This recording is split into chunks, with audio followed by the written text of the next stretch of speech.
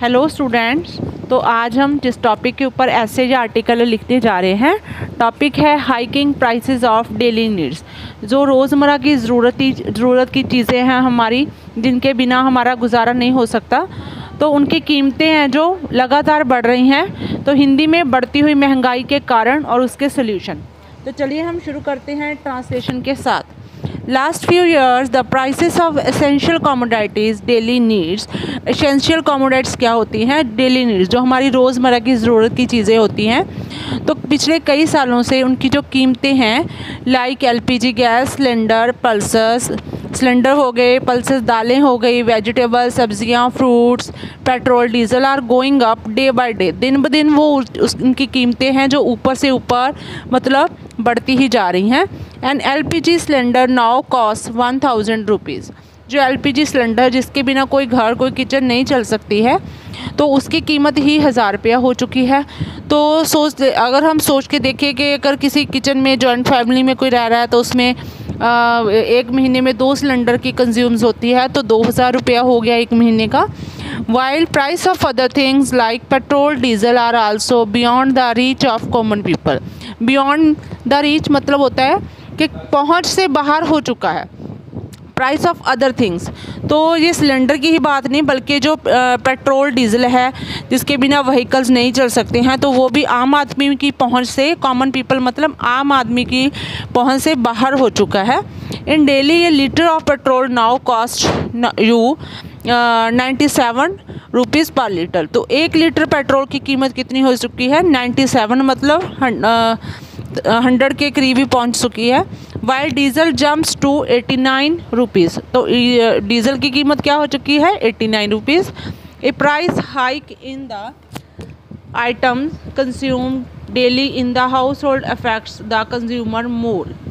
तो जो भी ये कीमत बढ़ रही है हर एक चीज़ की जो डेली में कंज्यूम होती है हाउस होल्ड घरों में, अफेक्ट द कंज्यूमर, इसने उपभोक्ता जो इस चीज़ को यूज़ करता है उसको हम कंज्यूमर बोलते हैं, तो उसको बहुत ज़्यादा उसके ऊपर बुरा असर पड़ा है। Freight costs of commercial vehicle, जैसे हमारी कोई चीज़ें हमारे इंडिया में पैदा होती हैं, तो कई चीज़ें हम बाहर से मंगवाते हैं या कई और स्टेट से मंगवाते हैं, तो उसकी जो व्हीकल हैं जहाँ पे वो लोड होके सामान आता है, तो उसकी जो फ्रेट मतलब उसका किराया भाड़ा है वो बहुत बढ़ चुका है। वो इसीलिए बढ़ चुका है क्योंकि पेट्रोल डीजल की कीमतें लगातार बढ़ रही हैं, हैव गॉन अप। इसकी वजह से ये भी किराए वगैरह बढ़ चुके हैं। If the conditions remain like this the situation become worst. तो अगर ये सिचुएशन कंडीशंस थी इसी तरह से रही, महंगाई ना रुकी, तो ये सिचुएशन है बिकम वर्स्ट। वर्स्ट मतलब होता है बहुत ज़्यादा बुरी कंडीशन पैदा हो जाएगी। Because 70% Indians are living in poverty line, क्योंकि 70% इंडियंस हैं हमारे यहाँ पे अभी भी।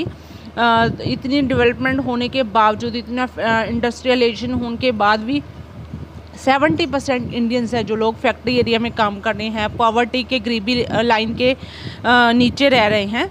दे are unable to run the household works well. तो वो अनएबल मतलब वो इस लायक नहीं रहे कि अपनी हाउस होल्ड मतलब घरेलू सामान है उसकी ज़रूरतों को डेली से डेली पूरा कर सके। अनएबल होता है, बहुत मुश्किल हो चुकी है। Rising prices of daily needs make life difficult. तो बढ़ती हुई कीमतों ने मेक लाइफ है जो डिफ़िकल्ट बना दी है फॉर द कॉमन मैन, आम आदमी के लिए। तो ये बहुत ही मुश्किल भरी स्थिति पैदा हो चुकी है। द हाउस वाइफ्स are also in bad situation. हाउस वाइफ्स इसलिए बुरी कंडीशन में आ चुकी हैं क्योंकि उन्होंने घर का खर्चा चलाना होता है। जो जेंट्स होते हैं वो घर पे अपनी अर्निंग लेके आते हैं, लेकिन जो उसका बजट होता है वो लेडीज़ ही चलाती हैं, तो वो भी बैड सिचुएशन में है। Because the budget of kitchen, electricity bill, cylinder price is gone up on daily basis, क्योंकि हर दिन इन सब चीज़ों की कीमतें हैं। जैसे इलेक्ट्रिसिटी महंगी हो रही है, दालें महंगी हो रही है, तो राशन हमारा सब महंगा हो चुका, तो बजट है जो किचन का वो पूरी तरह से हिल चुका है। तो विद इन लास्ट 2 और 3 ईयर्स, पिछले 2-3 सालों से the life become so expensive. जो ज़िंदगी है हमारी जीनी वो इतनी महंगी हो चुकी है that nobody is feel relaxing because of inflation. Inflation होते हैं बढ़ती हुई महंगाई को, ये दूसरा नाम इन्फ्लेशन होता है। तो ये ज़िंदगी है हमारी इतनी महंगी हो चुकी है that nobody is feel relaxing. तो कोई भी इंसान यहाँ पे अपने आप को आराम की स्थिति में या रिलैक्स फील नहीं कर रहा है, क्योंकि हर दिन नई से नई खबर हमारे न्यूज़ में आती रहती है कि इस चीज़ की कीमत बढ़ गई या उस चीज़ की कीमत बढ़ गई।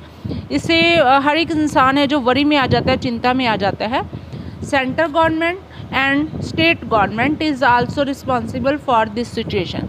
तो इस चीज़ के लिए ज़िम्मेवार कौन है? ऑब्वियसली हमारी केंद्र की सरकार और स्टेट गवर्नमेंट, हमारी राज्य की सरकार आर रिस्पॉन्सिबल, ये जिम्मेवार हैं फॉर दिस सिचुएशन। जो सिचुएशन जो पैदा हो चुकी है, इसके लिए जो दोनों ही सरकारें हमारी जिम्मेवार हैं।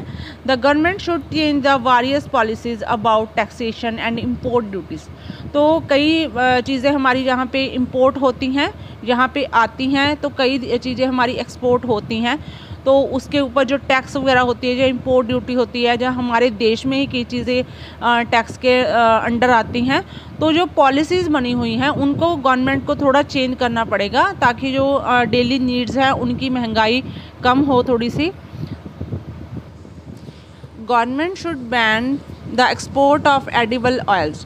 जो हमारी जहाँ के एडिबल ऑयल मतलब खाने पकाने वाले तेल होते हैं, जो जिनमें हमारा खाना पकता है, तो उनकी एक्सपोर्ट जो उसको बंद कर दे, ताकि हमारे देश में जो उसकी डिमांड है पूरी हो सके। डिमांड पूरी होने से थोड़ी सी महंगाई में कमी आ सकती है।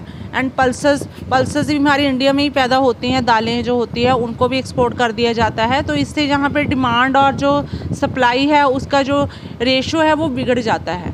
तो इस तरह से ये गवर्नमेंट की ड्यूटी है कि एक्सपोर्ट को रोका जाए and should work on both short term and medium term steps to follow a price support policy. तो शॉर्ट टर्म मतलब थोड़े समय के लिए या फिर लंबे समय के लिए हमारे जो पॉलिसीज़ बनी होती हैं, तो उन पे गवर्नमेंट सरकार को, जो हमारी केंद्र सरकार है, उसको वर्क करना चाहिए to follow a price support policy. तो फॉलो क्या करना चाहिए? प्राइस सपोर्ट पॉलिसी, मतलब जो कीमत की कंट्रोल की पॉलिसी होती है उसके लिए for agriculture products in order to maintain the parallel between agriculture prices and industrial prices. तो इससे जो हमारा बैलेंस बना हुआ है एग्रीकल्चर प्राइसेस और इंडस्ट्रियल प्राइसेस, जो एग्रीकल्चर होती है जो खेती से प्रोडक्ट पैदा होते हैं, इंडस्ट्रियल प्राइसेस होती है जो फैक्ट्रीज़ में हमारी चीज़ें जो प्रोडक्ट्स मैन्युफैक्चर होते हैं, तो उनमें थोड़ा पैरेलल हो जाए, उनमें समानता आ जाए। Effective steps should be taken to prevent monopolize exploitation by few firms.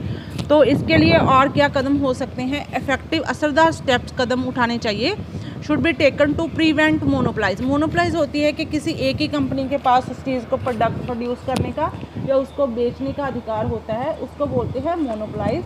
Exploitation by few firms, कुछ फर्म ऐसी होती है जैसे अडानी अंबानी हो गए, तो बड़ी बड़ी ऐसी फर्म्स है जिन्होंने प्रोडक्शन भी अपने हाथ में रखी हुई है, सप्लाई भी अपने हाथ में रखी हुई है, अपनी मर्ज़ी से वो रेट को तय करती है। तो belonging to a single industry, एक ही इंडस्ट्री के साथ ये बिलोंग नहीं करना चाहिए, बल्कि और भी नई नई जो फर्म्स है उनको इंडिया में इन्वेस्ट करने के लिए उनको मौका देना चाहिए, ताकि जो हमारी कीमतें हैं थोड़ी सी सूखा सांस ले सके इंसान। It is necessary that our government should fix price of commodities. तो इट इज़ नेसेसरी, ये भी बहुत ज़रूरी हो चुका है। इट इज़ नेसेसरी, ये भी बहुत ज़रूरी हो चुका है that our government should fix price, कि हमारी जो सरकार है वो ही डेली नीड्स है जो उसकी प्राइसेस है उसको फिक्स करे for making prices control policy. और उसके लिए प्राइस कंट्रोल पॉलिसी है उसको भी लॉन्च किया जा सकता है। These steps should control the prices and life will be easy for common man। तो इस तरह से ये कुछ स्टेप्स ऐसे हैं जो हमारी गवर्नमेंट है उसको उठाए तो कंट्रोल प्राइसेस से प्राइसेस है जो कीमतें हैं वो कंट्रोल की जा सकती हैं। And life will be easy for common man, तो आम आदमी की ज़िंदगी है थोड़ी आसान हो जाए, उसको अपना परिवार चलाना ईजी हो जाए। तो ये कुछ बातें, ये स्टेप्स मैंने आपको बताए हैं, तो आप ज़रूर इनको अपने माइंड में रखिए। Till then take care, please share and subscribe my channel education point.